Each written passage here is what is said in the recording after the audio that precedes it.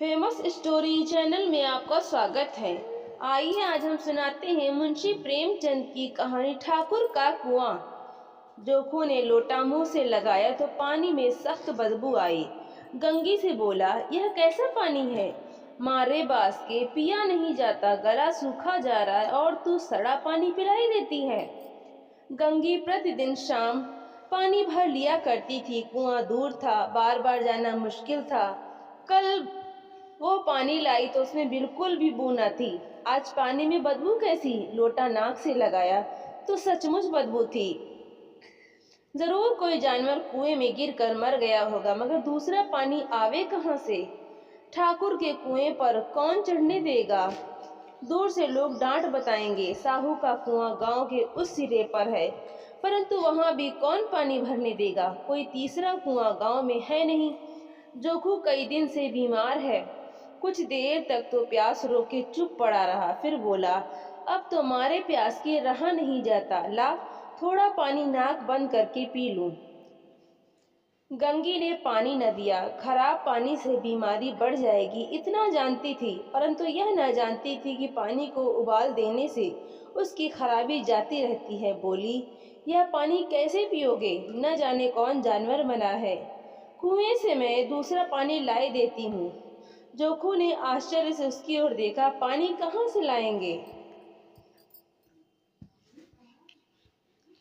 ठाकुर और साहू के दो कुएं तो हैं, क्या एक लोटा पानी ना भरने देंगे?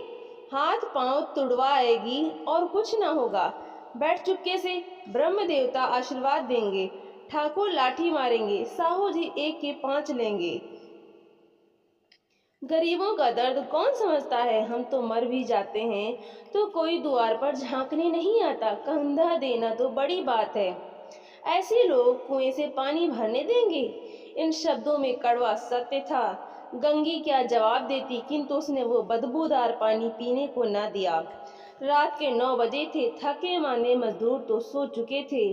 ठाकुर के दरवाजे पर 10-5 बेफिक्रे जमा थे। मैदानी बहादुरी का तो अब न जमाना रहा है न मौका। कानूनी बहादुरी की बातें हो रही थी। कितनी होशियारी से ठाकुर ने थानेदार को एक खास मुकदमे में रिश्वत दी और साफ निकल गए। कितनी अकलमंदी से एक मार्के के मुकदमे की नकल ले आए। नाजिर और मोहतमिम सभी कहते थे नकल नहीं मिल सकती। कोई 50 मांगता, कोई 100। यहाँ बेपैसे कौड़ी नकल उड़ा दी। काम करने ढंग चाहिए। इसी समय गंगी कुएं से पानी लेने पहुंची। कुप्पी को धुंधली रोशनी कुएं पर आ रही थी। गंगी जगत की आड़ में बैठी मौके का इंतजार करने लगी। इस कुएं का पानी सारा गांव पीता है, किसी के लिए रोका नहीं, सिर्फ ये बदनसीब नहीं भर सकते। गंगी का विद्रोही दिल रिवाजी पाबंदियों और मजबूरियों पर चोटें करने लगा। हम क्यों नीच हैं और ये लोग क्यों ऊंच हैं? इसलिए कि ये लोग गले में तागा डाल लेते हैं। यहाँ तो जितने हैं एक से एक छठे हैं। चोरी ये करें, जाल फरेब ये करें, झूठे मुकदमे ये करें। अभी इस ठाकुर ने तो उस दिन बेचारे गडरिये की भेड़ चुरा ली थी और बाद में मार कर खा गया। इन्हीं पंडित के घर में तो 12 मास जुआ होता है। यही साहू जी तो घी में तेल मिलाकर बेचते हैं। काम करा लेते हैं, मजूरी देते, नानी मरती है। किस किस बात में हमसे ऊंचे हैं।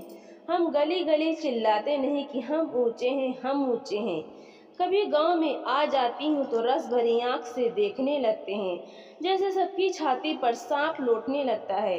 परंतु घमंड या कि हम ऊंचे हैं। कुएं पर किसी के आने की आहट हुई। गंगी की छाती धक धक करने लगी।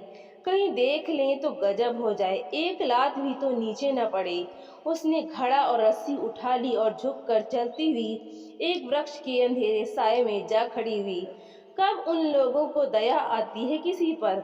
बेचारे महंगू को इतना मारा कि महीनों लहू थूकता रहा, इसीलिए तो उसने बेगार ना दी थी। इस पर ये लोग ऊंचे बनते हैं। कुएं पर स्त्रियां पानी भरने आई थीं, इनमें बात हो रही थी। खाना खाने चले और हुक्म हुआ कि ताजा पानी भर लाओ। घड़े के लिए पैसे नहीं हैं। हम लोगों को आराम से बैठे देखकर जैसे मर्दों को जलन होती है। हाँ, यह तो ना हुआ कि कलसिया उठाकर भर लाते बस हुक्म चला दिया कि ताजा पानी लाओ, जैसे हम लौंडिया ही तो हैं। लौंडिया नहीं तो और क्या हो तुम, रोटी कपड़ा नहीं पाती, 10-5 रुपए भी छीन झपट कर ले ही लेती हो। और लौंडिया कैसी होती हैं? मत लजाओ दीदी, छिन भर आराम करने को जी तरस कर रह जाता है। इतना काम किसी दूसरे के घर कर देती तो इससे कहीं आराम से रहती। ऊपर से वो एहसान मानता, यहाँ काम करते करते मर जाओ। पर किसी का मुंह ही सीधा नहीं होता। दोनों पानी भरकर चली गईं तो गंगी वृक्ष की छाया से निकली और कुएं की जगत के पास आई। बेफिक्रे चले गए थे ठाकुर भी दरवाजा बंद कर अंदर आंगन में सोने जा रहे थे। गंगी ने क्षणिक सुख की सांस ली, किसी तरह मैदान तो साफ हुआ। अमृत चुरा लाने के लिए जो राजकुमार किसी जमाने में गया था, वह भी शायद इतनी सावधानी के साथ और समझबूझ कर ना गया होगा। गंगी दबे पांव कुएं की जगत पर चढ़ी। विजय का ऐसा अनुभव उसे पहले कभी न हुआ था। उसने रस्सी का फंदा घड़े में डाला, दाएं बाएं चौकन्नी दृष्टि से देखा, जैसे कोई सिपाही रात को शत्रु के किले में सुराख कर रहा हो। अगर इस समय वह पकड़ ली गई तो फिर उसके लिए माफी या रियायत की रत्ती भर उम्मीद नहीं। अंत में देवताओं को याद करके उसने कलेजा मजबूत किया और घड़ा कुएं में डाल दिया। घड़े ने पानी में गोता लगाया, बहुत ही आहिस्ता, जरा भी आवाज ना हुई। गंगी ने 2-4 हाथ जल्दी जल्दी मारे, घड़ा कुएं के मुंह तक आ पहुंचा। कोई बड़ा शहजोर पहलवान भी इतनी तेजी से ना खींच सकता था। गंगी झुकी कि घड़े को पकड़कर जगत पर रखे कि एकाएक ठाकुर साहब का दरवाजा खुल गया। शेर का मुंह इससे अधिक भयानक न होगा। गंगी के हाथ से रस्सी छूट गई, रस्सी के साथ घड़ा धड़ाम से पानी में गिरा और कई क्षण तक पानी में हिलकोरे की आवाजें सुनाई देती रहीं। ठाकुर कौन है, कौन है? पुकारते हुए कुएं की तरफ आ रहे थे और गंगी जगत से कूद कर भागी जा रही थी। घर पहुंचकर देखा कि जोखू लोटा मुंह से लगाए वही मैला गंदा पानी पी रहा है। तो दोस्तों, आपको ये कहानी कैसी लगी? जो भी कहानी सुननी हो कमेंट में ज़रूर बताएं। वीडियो को लाइक करें, शेयर करें और चैनल को सब्सक्राइब करना बिल्कुल भी ना भूलें। तो मिलते हैं हम अगली नई कहानी के साथ। बहुत बहुत धन्यवाद।